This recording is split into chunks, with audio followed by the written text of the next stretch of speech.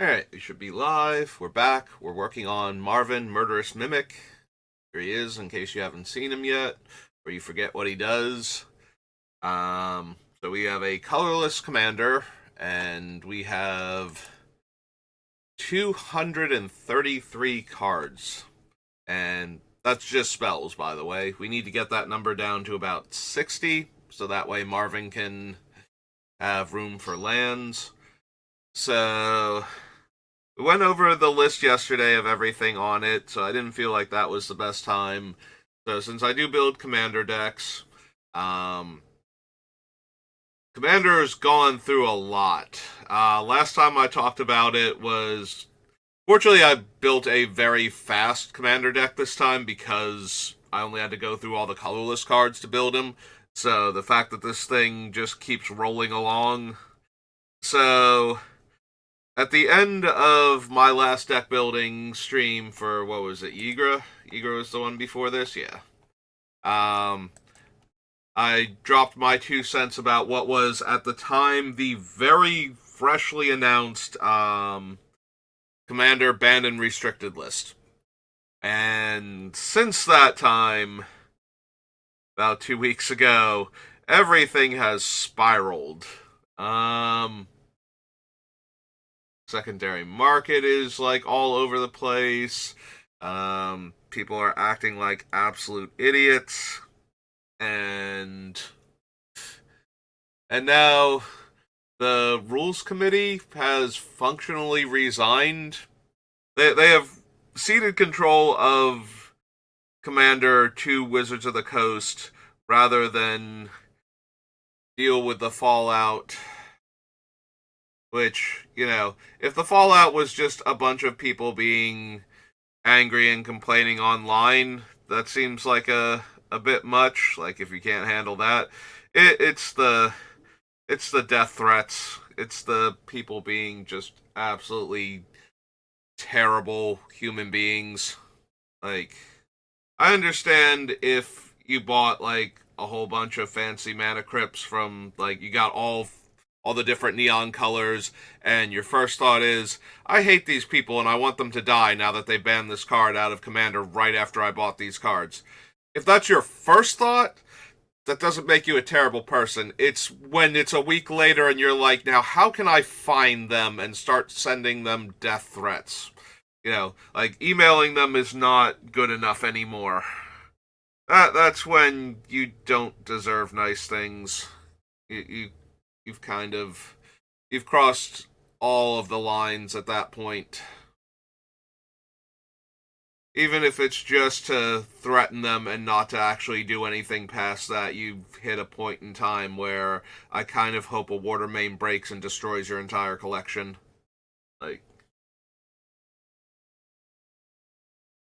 because that's not an appropriate response anymore. To, like, I don't think the rules committee banned the cards to make everybody sad and miserable. I'm pretty sure they genuinely thought that Commander was getting stale and power crept and everything, with all of these high power cards enabling the same things over and over again. And so they decided to shake it up by banning what they felt were problematic cards that were contributing to this. I don't agree with the cards being banned for the most part. I think out of all of them, like, I agree most with Nadu. After that, it's Dockside, and then Lotus, and the one I least agree with is Mana Crypt. Like, I don't think Mana Crypt is any worse than Soul Ring, despite it costing an entire mana less and enabling a few other things very quickly.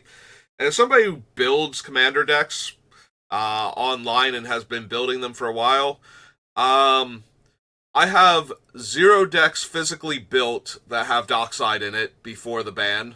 I believe 0 also on Jeweled Lotus. I was very seriously considering jamming it in Tassiger. I don't think I ever got around to putting it in him, though. And, like, 2 Mana Crypts, I think, maximum. So I've definitely built decks online. Like, here's like when I have this deck put together, this is what it will look like. And I've definitely built decks where it's like, no, I'm going to jam these cards. Like, I'm positive Cruel Claw had all three of them in his deck. Like, all three of the Nadu cards were in his deck. Just because I wanted to get him online as quickly as possible and absolutely run over everybody. And I don't think having access to those cards is detrimental to the format. It's a power level thing. You just put them in the decks where you already have an incredibly overpowered and degenerate commander that's doing insane things, and that way your deck runs smoother and you get to do the cool thing against opponents who presumably have the same power level as you. So, I don't really think the bannings were... Like, I don't think any of them past Nadu were even close to necessary. Dockside is the one that I'm wondering why it took so long if they were going to ban him. But Jeweled Lotus and Mana Crypt, they're just enablers. Like, technically so is Dockside, but Dockside I think you get more mileage out of. But yeah, they're just enablers. They're not the problems, they just change the power level of the deck that they're in. So, whereas before you had, like, maybe a C or B tier commander, now you have a B or an A or even an S tier commander with, the right level of enablers in it. Or your already S tier commander is like S tier plus now, but if you're already running a commander of that caliber, you should be shooting for maximum at that point. Because that's already the only types of decks you should be playing it against are the other insane S-tier decks. Like, so... The Rules Committee all quitting is... Or at least, like, I'm hearing that they're going to be in an advisory capacity from this point on, kind of like the people that they had that were advisors to them, some of whom quit very dramatically in response to the Rules Committee's decision for the last ban list. I'm getting the idea that they're going to basically be in that similar position when it comes to Wizards now, and it's a little sad to see that, I said when he passed away that I poked a lot of fun at Sheldon. I would sarcastically say that every ban list card that got added was a card that made Sheldon sad, and that was the only reason it was banned a lot of the time. Because there were a lot of cards that got banned that I wasn't playing with or against at the time, and I'm just like, this is a thing? This needed to be banned? And some of them made sense, and some of them didn't in the long run to me, and the Commander ban list is that kind of list. It's like, some things make perfect sense, some things, I can understand why they're on the list, I don't think they need to be there, and then there are some things where it's just like, why is this on this list? Like, who played against this card and was like, no, this card in particular, and threw it on the list? Like, which one of the Rules Committee members brought a deck that focused on this card that everybody else was like, yeah, no, that needs to go now. Because I've never played with or against it. So, excuse me. So, Wizards having control of it is kind of like, it's sad that one person who contributed a lot to it is gone and the entire thing fell apart within like a year.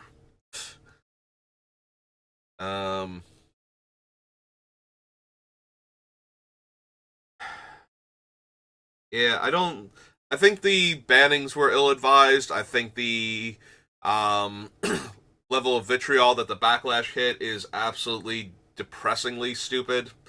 Um, like, it was I don't agree with the bannings, and I think the reactions to the bannings are like the worst examples of humanity coming out and over a card game.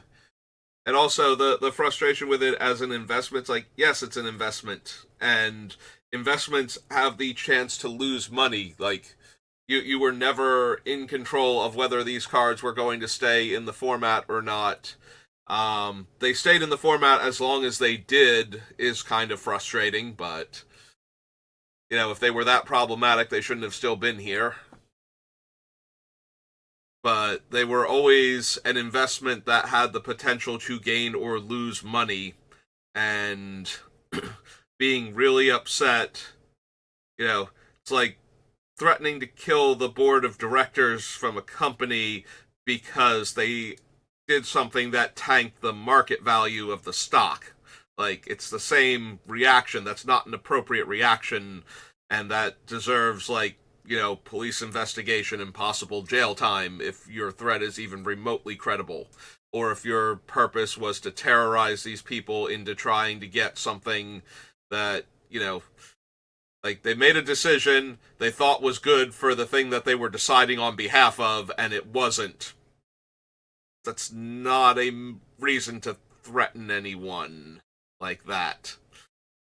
Like I said, if your initial gut reaction is, I hate this and I hope terrible things happen to them, or I want terrible things to happen to them, that's human, but that shouldn't persist and result in you actively trying to do those things, or to create an atmosphere where they feel like those things can happen to them just because of a questionable decision they made about a game.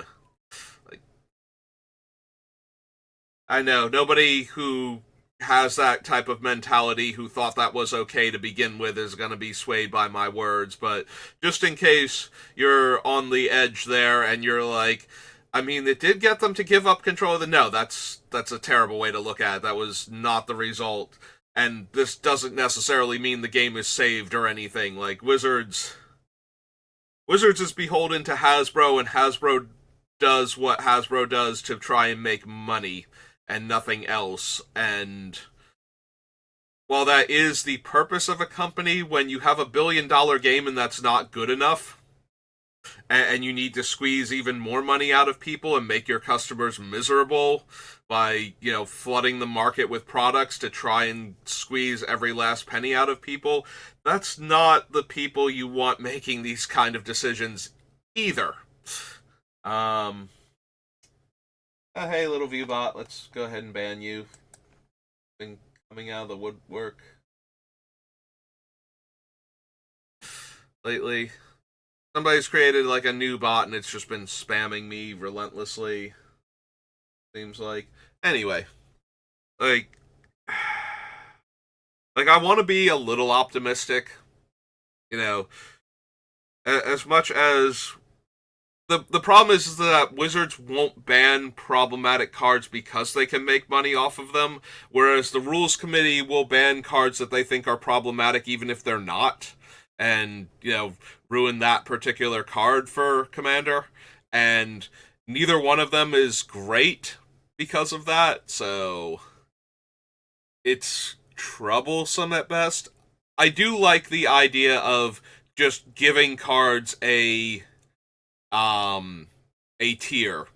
I think the thing that they should do is actually expand the number of tiers. I think the 1 through 4, 1 being everything from draft chaff to, medium staples in the format, or things that used to be staples in the format as, the 1s, and then, the slightly better cards are 2s, and by the time you get to 4, 4 is things that's why is this still in the format?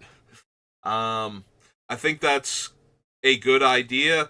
I kind of want them to do a 5 and a 6, with the 5 being cards on the ban list that just barely deserve to be there, or don't even deserve to be there. And for cards that have kind of hit the point where they should be on the ban list and haven't gotten there yet. I'm a big proponent of getting rid of Thassa's Oracle and Bolas's Citadel. And I don't play Thassa's Oracle. I think I put Thassa's Oracle in one of my decks when building them because we were a self-mill deck. And I put Bolas's Citadel in all of my heavy black decks because I think it's that good. But I also think that it's kind of a little too good when it does its thing. It's very Nadu in that one person just gets to keep doing things for 10 minutes. Excuse excuse me, and has like a lot of decision points to make, and everybody else just kind of has to sit there and wait and see if they've lost the game. So I kind of feel like the same way Nadu just monopolizes a huge chunk of the time by dirtling and trying to and spinning its wheels, trying to find a way to win the game. I have the same opinion of Bolus's Citadel in the games where I've played it, and how I just kind of, and now I'm going to sit here and, especially with Top, like Top turns it into a better Yawgmoth bargain, and that spirals out of control really quickly. So I would kind of like to see Bolus's Citadel leave. So I kind of want like a tier 5 where it's like, okay, this is the tier where if everybody agrees we're in this tier, we can play cards like Biorhythm, things that are like, why is this even on the ban list anymore? Like, I know why it went on initially, because it's been on there so long, but I really don't think this needs to be here. And then, like, a tier 6 where it's basically Singleton Vintage with a commander. Like, this is where you get to play Library of Alexandria and Black Lotus and all of the Moxen, and just play the most high-powered format possible. So I'd kind of like to see them do that rather than ban cards. I would like there to be a like legacy and a vintage caliber commander where everything that like, and once you get up into the, oh god, there's another one. Go away, good bots.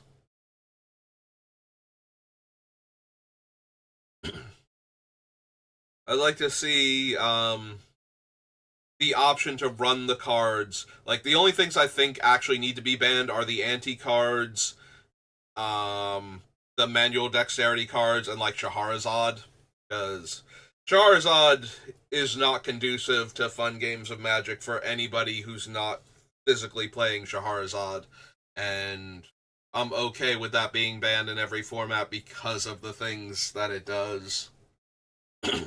Like, I don't need to play another game of Magic to determine whose life total is at what in the previous game of Magic that I was in the middle of and would like to finish now, please and thank you.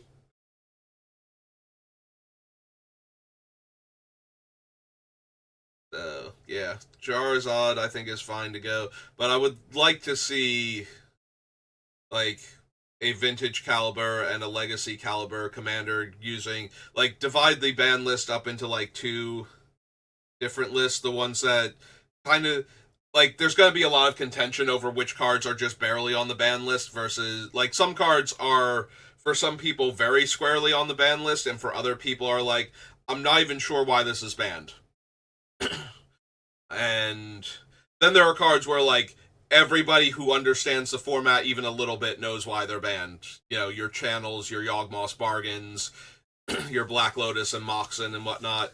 Like, all of those are on this list for very specific reasons, and it should be kind of obvious, why they're there. So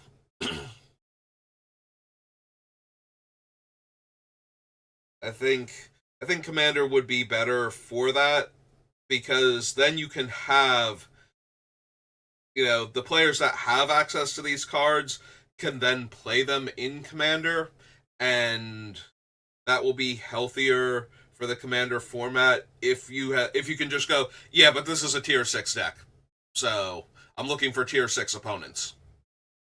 And everybody can be like, yeah, we don't have that. We don't have anything close to that. And it's like, okay, cool. And then they either don't play with that group, or they break out like their tier 4 deck or something, or their tier 3 deck. Because if you have a tier 6 deck, you probably have the resources to build some fun, janky, like, tier 3 and 4 decks, like I do. So I think that would be better for the format in the long run. It just lets people, I think letting people play with their cards is better. is what it comes down to. I think that was my biggest problem with the original ban list that started all of this, is that Nadu was new enough, and he was obviously a time monopolizing problem, so I can see why he got banned. Um, he is one of those things where it's like, I really wish they had banned his commander still. Because while he's incredibly powerful and does degenerate things, if you can't guarantee that you have access to him on turn 3 every single game, he loses a lot of his power.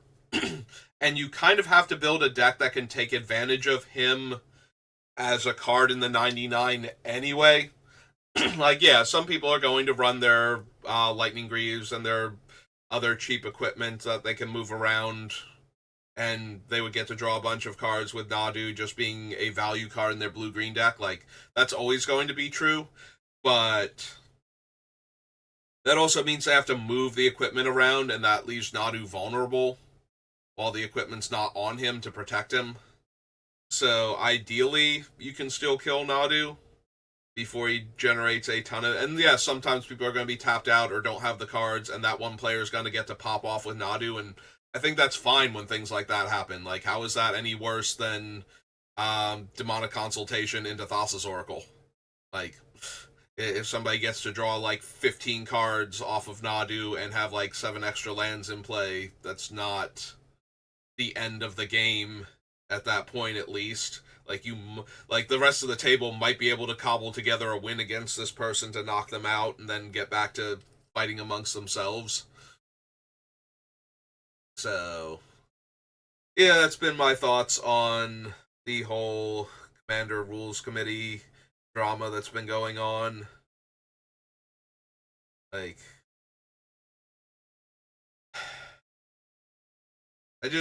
I would prefer Magic to be more stable. You know, like, you notice I'm not sending death threats to all the people that I can find that sent death threats to them, because the whole thing is collapsing the secondary market as people are like freaking out over them banning 3 cards. Like, nobody's really freaking out over Nadu. Let's be honest. Nadu is not the thing that made everybody lose their minds for a week. It was definitely the other 3. So, alright, so what am I, like 20 minutes in, and I haven't even started on my card selection process? So yeah, that is my not only 2 cents, but like $5 on everything that's been going on lately, and what I'm hoping to see, and what I'm worried about, and all of that. Like, Wizards has a very real chance of finishing off what the Rules Committee started if this did enough damage to Commander, but at the same time, they're financially incentivized not to, so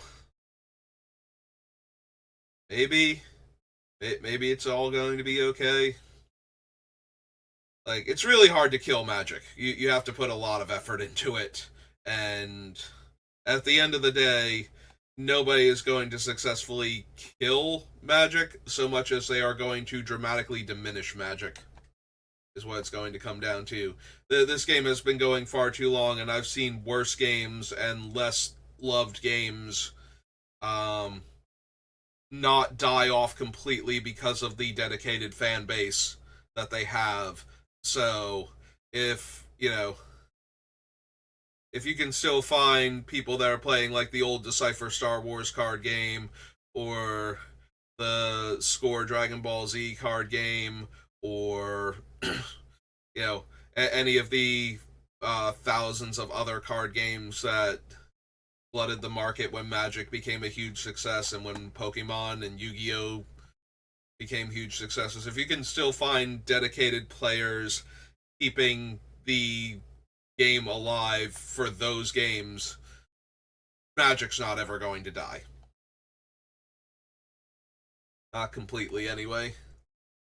Alright, so we really want Basalt Monolith, we really want Mana Vault, and we need Sol Ring. Like, we need to get Marvin online quickly. The ones that untap Marvin So we have multiple ways to animate an artifact into an artifact creature, and that's going to be incredibly important because we need Marvin to gain the abilities of some of our non-creature artifacts, basically. So cards like Basalt Monolith, because we can generate infinite mana, and our goal is to go infinite with Marvin. Like, he's an incredibly overpowered commander. There is no reason to hold him back whatsoever. So we want him to go infinite. So cards like Basalt Monolith are going to be important to that, because a Heartstone in play and an animated Basalt Monolith allow Marvin to generate infinite mana immediately. So all lands. Right now we're keeping the 1/1 counters matter cards, like Triskelion, because there are going to be ways that we can add either infinite or arbitrarily large amounts of counters to Marvin. You know, like we might be able to add a counter for every 2 mana we have, or a counter for every 1 mana we have at some points in time. So being able to turn all of those counters into instant death for an opponent, probably still worth it. I can see getting rid of the 1/1 counters and or the charge counters matter cards if we have enough in the infinite mana department, both to generate the infinite mana and to do stuff with the infinite mana that gets us a win.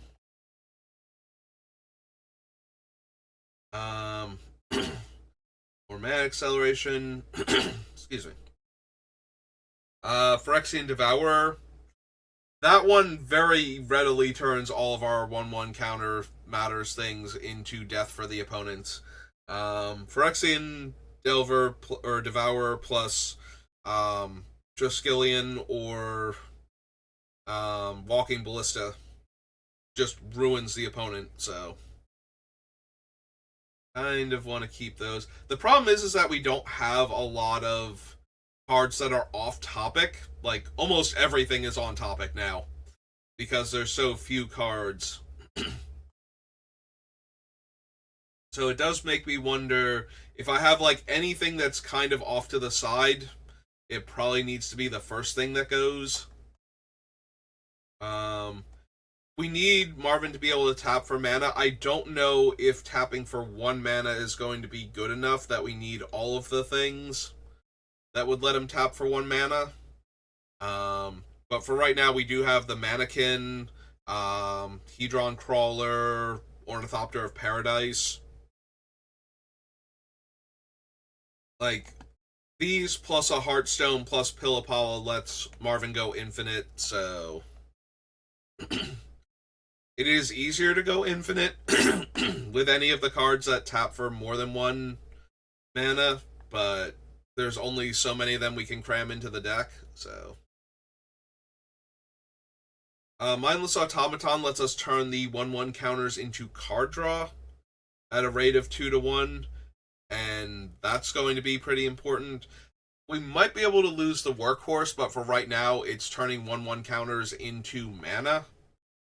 And being able to add counters to Marvin, if we can get counters onto him for no mana investment, then removing the counters from him is going to generate actual mana and let us... like, it's going to be very hard to just arbitrarily put counters on Marvin and remove them to add colorless without having to spend that colorless to get more counters onto him. So that's not going to be quite infinite at that point, but it does let us generate a large amount of mana for our counters, so I kind of think that needs to stay.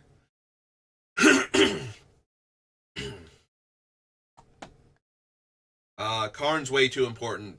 We only have 2 ways to animate our non-creature artifacts because we only have the colorless sources, so Karn is going to be a huge deal because of that.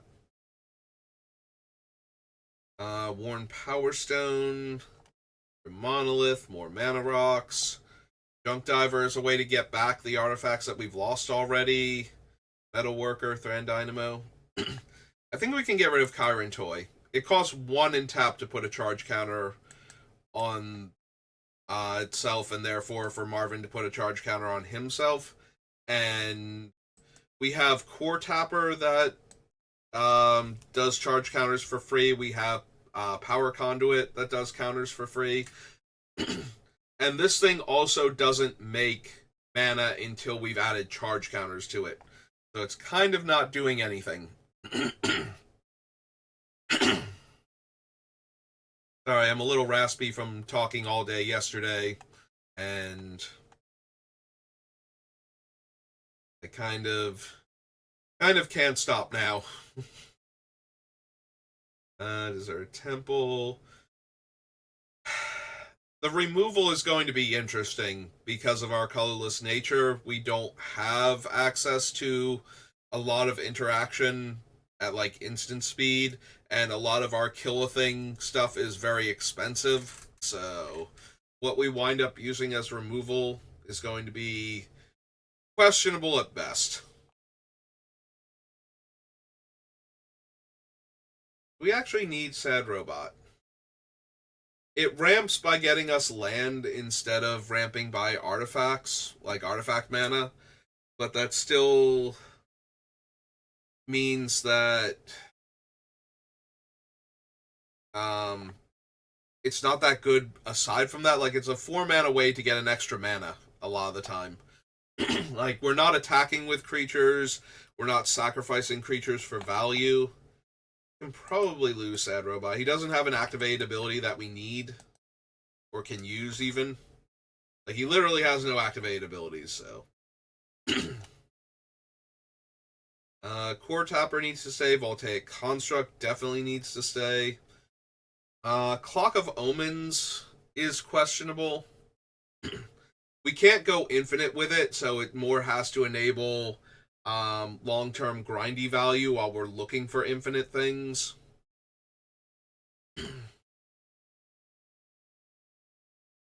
I think at that point it's worse than some of our other untap and artifact effects. The fact that it's reusable in a turn, like it and another artifact can untap Marvin and let him tap and activate again, and then 2 other artifacts can tap to untap Marvin and let him tap to activate again. The problem is that we're not like generating huge piles of treasure or anything, so I think the clock is kind of weak here. Like, I think Unwinding Clock is stronger, just giving us all of our artifacts again on each other player's turn. Crucible is only going to matter if we have enough basics to run enough fetch lands to be able to use Sensei's Divining Top better. Doubling Cube is an enabler. I'm not 100% sure if it's going to make the final cut. This is one of those where untapping the artifact specifically, like where the Clock of Omens would be useful. I guess I need to leave Clock of Omens on the list for right now, till we're sure we don't need it. Like, I think it's one of the weaker ones on the list as a way to enable things, but that doesn't mean that it's bad. Now, the big thing about Doubling Cube is, like a lot of mana generating things, once it hits critical mass, Marvin then becomes able to, once it's animated, tap for huge amounts of mana and untap for very little. And anything that can generate an arbitrarily large amount of mana is going to be a lot more important, because the way we might untap Marvin might be by animating something like Grim Monolith and costing 4 to untap Marvin. So we need the thing to be able to produce, 5+ mana per activation in order for this to be a factor. And Doubling Cube definitely has that potential. So Gemstone Array is useful because if it's animated and we have Magistrate Scepter, we can just spend what is it? 6 mana to Time Warp, effectively. Like, we don't need a way to untap Marvin to do that. We just need a way to animate both this and the Magistrate Scepter, so that way Marvin will have to put a charge counter on him and tap remove 3 charge counters to Time Walk. So Like I said, Marvin's incredibly powerful. We don't need to hold back on anything that he's doing. So yes, infinite turns is 100% on the table. The only reason it might not wind up in the deck is because we don't have room for all of the charge counter shenanigans.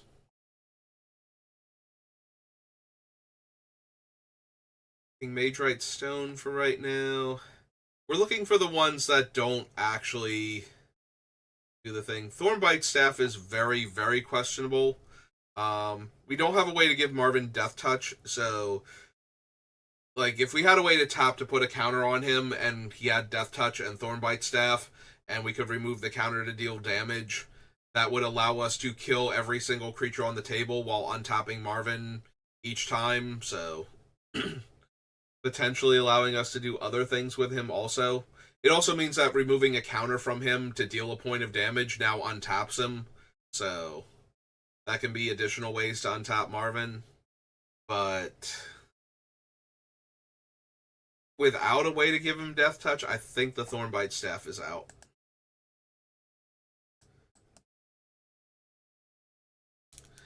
Like, the board has to be in a very specific state in order for Thornbite Staff to actually do the thing. Pillipala and Staff of Domination are probably the two most important cards in this deck. It's like those two followed by the two cards that can animate non-creature artifacts. Do we need the Scarecrow?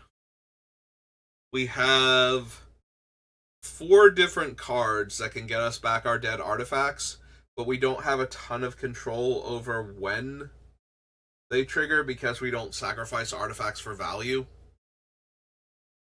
So getting our random artifact creatures that buy back our dead things killed might actually be kind of difficult. Like, the deck might genuinely need Karklan Ironworks just for that. Either way, I don't think we need the Scarecrow, but we might legitimately need Karklan Ironworks just as a way to sacrifice our things.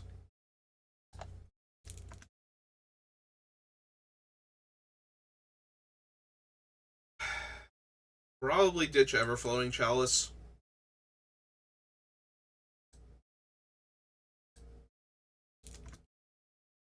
Lodestone Golem is funny, but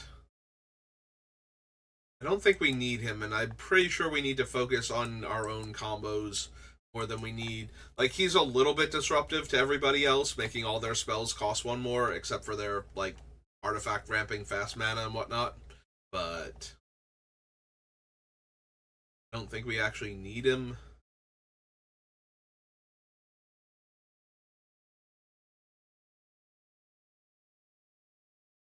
Might not need the Ratchet Bomb. Like, it's fine as far as being removal goes. We do have to worry that it's going to destroy some of the cards we actually need at the mana cost that we have to blow it up at, but that's going to be true for a lot of our mass removal. Like, not everything can be all as dust. And also, sometimes we need to kill colorless things, so.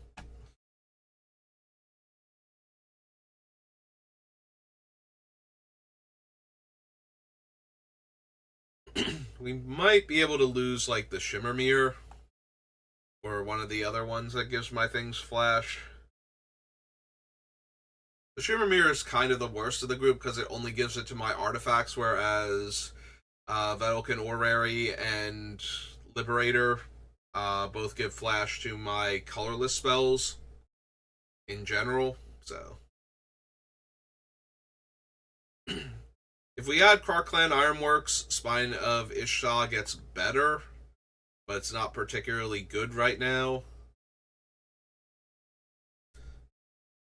The problem is it might just need to be replaced with Scour from Existence as another way to kill a problematic permanent, especially Karn. We need to be able to kill Karn Great Creator, because that absolutely ruins our deck.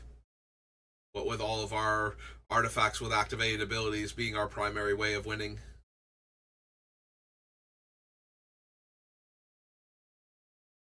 Bracers needs to stay. Yeah, it can't copy the mana generating abilities, but it can copy most of the untap effects, like every untap effect except Pillipala's. Um, I guess technically the ones where untap is part of the cost, copying them doesn't do anything, but any of the like Grim Monolith, Assault Monolith, Staff of Domination, copying any of those and being able to untap our commander with Illusionist Bracers on him, pretty good.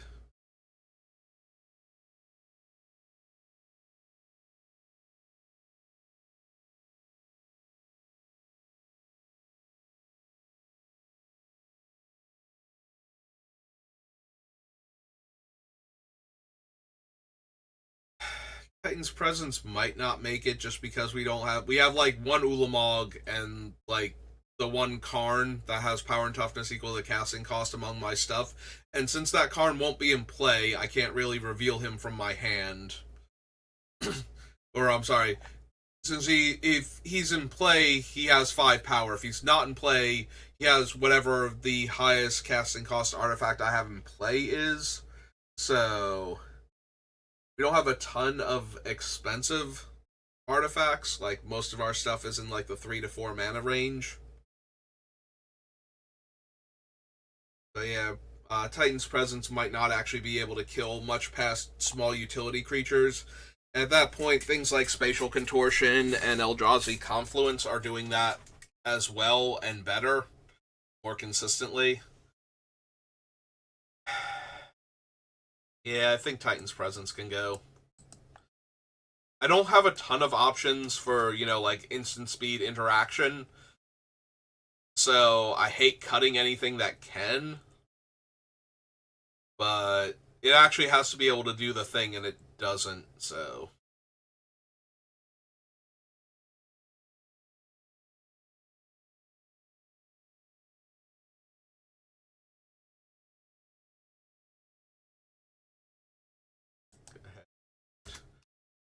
That. 42 minutes. Yeah, we might only get like one pass through because I spent too much time rambling about the ban list fallout, but Amaranthian Wall is fun, but I don't know that it's good.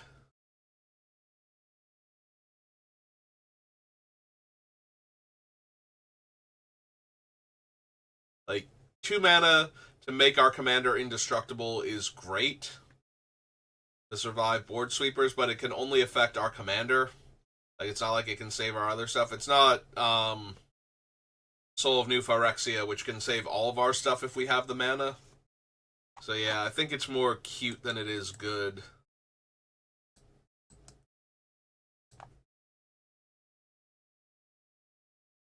Like, it is helpful that it can save Marvin specifically, but we have a whole lot of other things that can save him. And if it's a board wipe, it's very problematic for us that it's killing all of our other things. Like, saving Marvin just means that we still have to rebuild, and all we did was save ourselves, like, 4 or 6 mana down the line of having to recast him. The Helm of the Host stays for now. I think we have enough effects like this that are cheaper that I don't need a 4 mana 2/2 bird that does it. 9 cards off the list. Again, Gateway is going to be determined by the number of high casting cost spells we wind up with, or things that we would want to desperately put into play at instant speed. And don't know how many of either of those we have. Hater needs to stay. Ugin staying for now. Ozolith can stay, but I can also see cutting it. It does a lot with the charge and 1/1 counters to make sure that we don't lose them very easily. To like one random removal spell. Forsaken Monument needs to stay because of the extra colorless generator. Lithoform Engine is fine for right now. Celestis can probably go. Definitely want to keep Moon Silver Key, but I think the Celestis can go.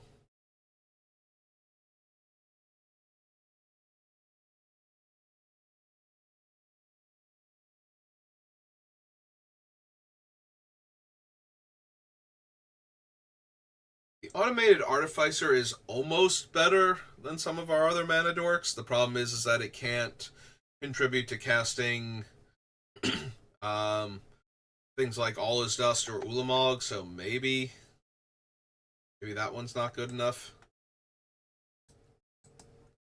Like right now, all it's doing is having better stats than Crystalline Crawler or Mannequin, so.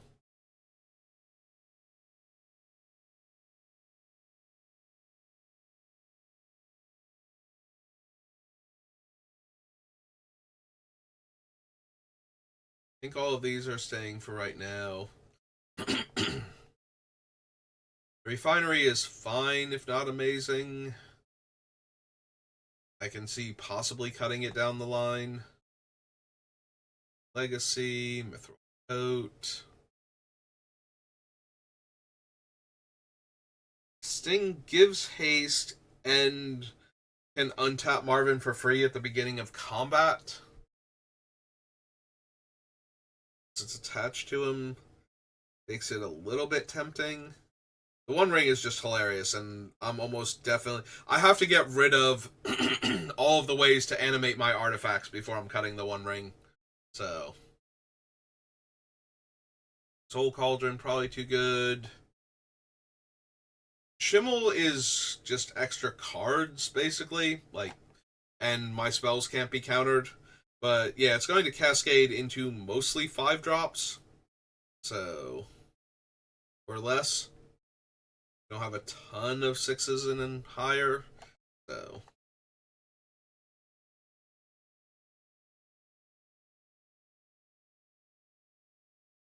Yeah, Lava Spur might go, but for right now, I need multiple different ways to give our commander haste, so that way we don't lose out on being able to activate Marvin immediately and possibly winning the game there.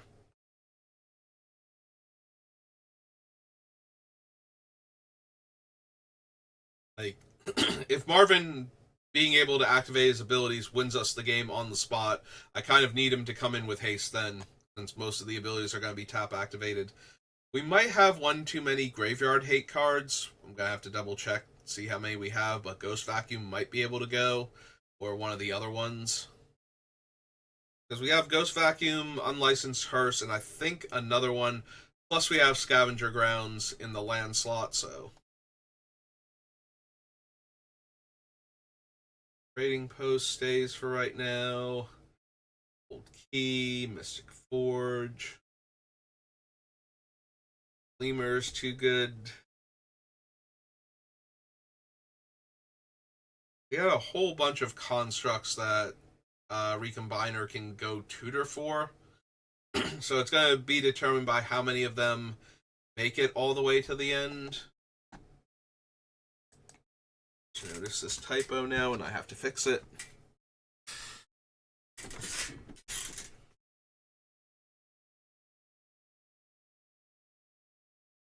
Yeah, Echoes is if Mirror Works is good, then Echoes is good. Kozilek's Command, Null Elemental Blast, very limited interactions. Oh. Versus Cave was not listed as a land. So I can subtract an extra 1 from the top. I probably don't need Commander's Plate, honestly. Giving Marvin protection from everything is fine for stopping them from killing him, but Hexproof is accomplishing a lot of the same thing. Like, we trade off him dying to mass burn spells from red decks, like, oh god, I'm blanking on the names now. Blasphemous Act, that type of thing. Like, we lose out on him being able to live through those to stop them from being able to target him with artifact spells and colorless spells to kill him, so.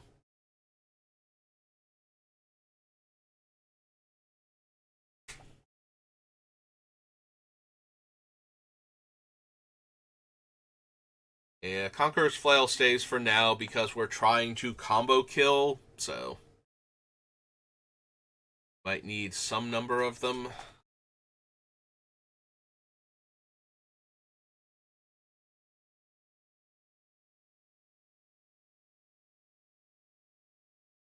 The Archaic might be too narrow. Like, it helps to copy the abilities, but it can only do it once per turn. Yeah, we probably don't need Abstruse Archaic.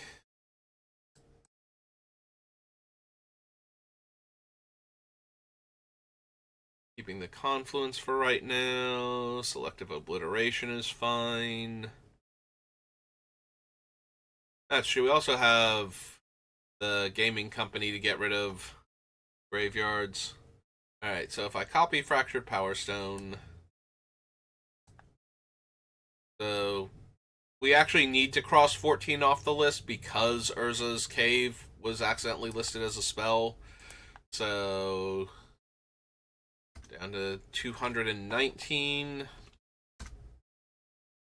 Alright, so we'll call it there for right now, because I like to keep these. These are going to be posted on YouTube, so I like to keep them somewhere in the hour range. But we'll call it there for right now.